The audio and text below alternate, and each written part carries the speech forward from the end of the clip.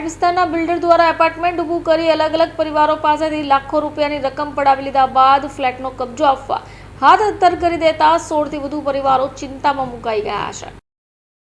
સુરતના વાડીફળિયા વિસ્તારમાં આવેલી ચકા શેરીમાં બિલ્ડર ભરત ભરવાણીએ ગ્રાઉન્ડ પ્લસ 4 માળનું એપાર્ટમેન્ટ ઊભું કર્યું છે, જેમાં 16 જેટલા પરિવારોએ બિલ્ડરને લાખો રૂપિયાની રકમ પણ આપી અને ફ્લેટ બુક કરાવ્યા છે.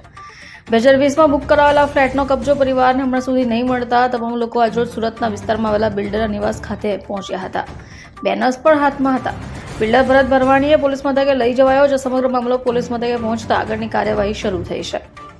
વિગત એમ છે કે એપાર્ટમેન્ટના ફ્લેટ ધારકોએ આક્ષેપ કર્યા છે કે વર્ષ 2020માં ફ્લેટ બુકિંગ થયા હતા.